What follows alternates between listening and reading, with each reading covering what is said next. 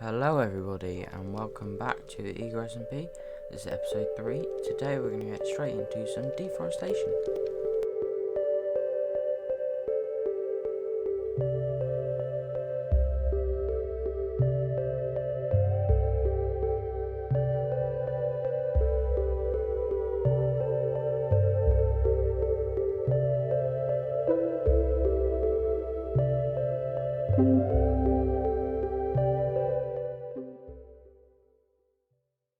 Okay, so this area is now cleared, and I have also done a bit of work up here with some harvesting of the crops. And as you probably saw in the time lapse, my tools broke a lot, so I've been making new tools, and I am seeing more and more my iron supplies depleting.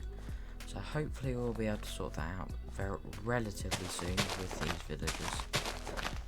But now in this area I want to build a villager breeder. So I have a design by Chapman. I highly recommend his videos and his farms, they're very good. So I'm going to get this built now, and then I will see you after once it's ready. And the farm is all complete.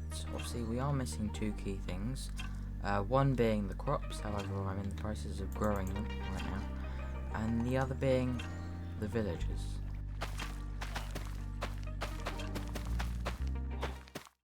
It is now the next day, and good news, it is working. I have been AFK this morning, just trying to harvest some of their crops and some from over there, carrots. I managed to fill up these two plots and also given some to them. And as you may be able to hear, we do have it working, and the rates are pretty darn good. We already have 5, that's probably like 20-25 minutes. I think so. Yeah, very good rates, and I will definitely be leaving a link in the description, of course, if you want to build this farm. So yeah, I will speak to you in a bit when we have a few more villagers and I can do more. Right, so we now have 2 villagers in here. He hasn't grown up yet, but I'm just going to leave him in the minecart till he does, because otherwise he's going to wander back down there. But yeah, so I got them in there. I did have a minecart track here. It literally took me like 10 minutes to work out how to get them out. All I needed was a solid block. My first method worked. We have a lot of villagers here now. This farm is as efficient as it's going to get. So I'm now going to wait for him to grow up, take him out the minecart, and then that will be this project finished. Although I may build something over it in the future, but we will have to see. It's going to stay like this for now. Alright, so I've edited this video up to this point, and so far it feels like I've done too much on villagers.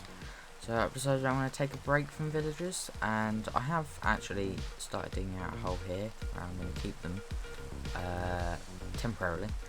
But before we do that, I prepared myself with some new tools for when they break, because they're very close to breaking, and some more food, etc. So we're now going to go and do a little bit of exploring and try and find some maybe shipwrecks and buried treasure and that kind of thing.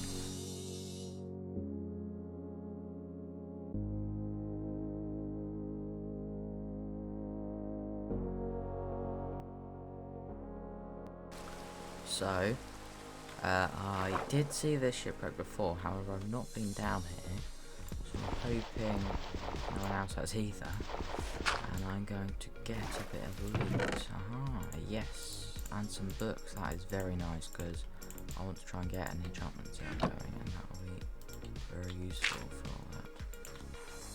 I'm just going to hold this torch. There's another one. Okay, I'll take the leather armour just to put it in my armory room for some decoration. Got these serpents. And then I need to find up here. No, it's not going to be up there. How many chests are that? That was 2 chests. So I've got the one back there. That one I got. So no, oh no, it is up here, isn't it? Should be in here. Yes, there it is. Aha! Diamond. Nice. That. The gold. Oh, I'm drowning. I'm drowning. Oh. Right, how could it? Oh, this is pretty close. So it should be this way.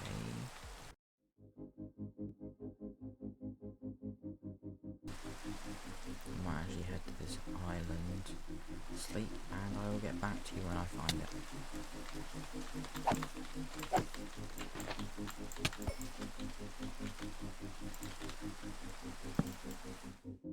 Right, I am here, so now I want to line myself up as much as I can. There it is. Aha, another diamond, nice. Part of the sea, of course, some iron. I'm very glad for that iron, because that iron supply is extremely low. I'm going to leave that there. Actually, I will destroy the chest, because I think I don't know for sure, but I'm pretty sure it prevents it from coming onto a different treasure map, which will hopefully help other people if they find one, because they aren't able to link onto here and then they come here and be disappointed. So I'm going to bring that with us and we will now continue on. I might actually just head back because we've managed to get quite a lot of loot from them too. So I'm going to head back now and then I will resume once I've dropped it off. After a little bit of exploring, I got bored, so I decided to come back, and I've done a little bit of work already, but I'm going to start on the villagers. So there's a hell of a lot of them in there now, my god. So I built it, so we're going to give it a test. Just done 2 there, but oh, he's going back. Did not think about that. Let's disable that, and he'll stop there. That's good. And then we're gonna grab that rail there and block that off, and then turn that off, and then push you up there. And then we have 2 babies in here, so we're gonna have to wait for them to grow up before we can try doing anything with them. The only downside of the system I'm using is it does pick the babies up first, because they will be generally closer to the hills of the minecart, which is a bit of a shame. However, there is technically ways of getting around it, I suppose, but it's not worth me trying to sort that out now. I'm better off just doing this now, and then while they're growing up, working on getting the workstations, etc. ready. So now I'm going to, I think, get some fletching tables and that kind of thing ready for those villagers. Okay, so I have started work on the villagers, as in getting them ready to trade with. I have 1 Fletcher so far. Oh, that did not need to go there. For sticks, so I can trade him in sticks, because I want to make a bamboo farm soon, so that would be a way to do it. And then I also have 2 farmers, both the same so far. Obviously their trades may vary in the future when I level them up, but both carrots and potatoes, as I also want to make a automatic crop farm. And then I'm now working on, ignore the feather falling free, but I'm now working on getting this guy to fortune 3, and then I think I want to get a unbreaking 3 or efficiency 5, and then I'm going to go mining with a diamond pickaxe and hopefully find some diamonds and some iron and some gold and some lapis and some redstone, but we'll see. I'm going to work on this guy now, and I'll speak to you once I get fortune. Now, I've gone past many good trades, but most of them I know I can get cheaper. Now this one, that is ridiculously good, so I'm going to keep that and get a new villager. Just got to lock him. Let's grab a bit more wood, make that into some sticks. There we are. Oh, I've only done 2, so I think that's all I need. Let's just sleep quick, although I do need a book as well. I forgot about that. Tell you what, we'll just lock him in with paper now, because I didn't realise I had that there, but we'll do that. Nice. Okay, that is, excuse me, I'm breaking 3 for 12 emerald. That is ridiculously good.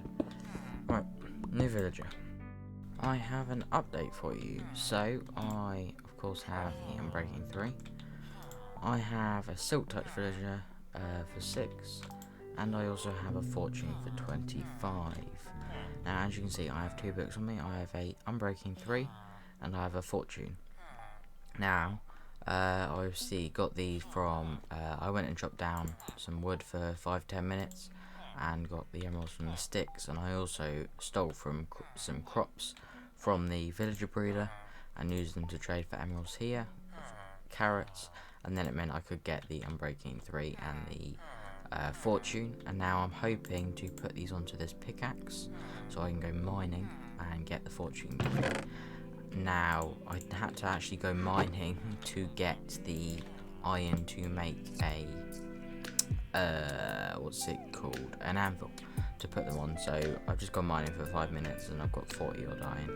So I'm smelting that up now over here, and then once that's smelted up I will make an anvil, apply these, and then go mining again for some more resources.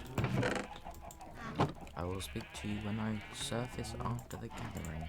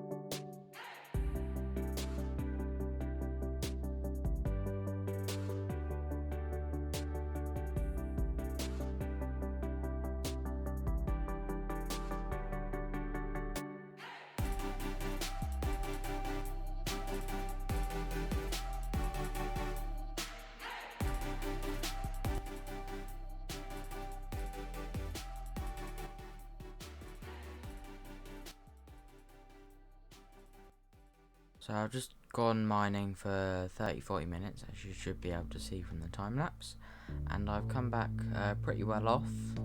I'm a little bit disappointed with the amount of iron and gold, although the gold is actually pretty good for this area in a forest, but I was enjoying the iron because I do need more. However, I'm hoping to solve that with an iron farm soon anyway.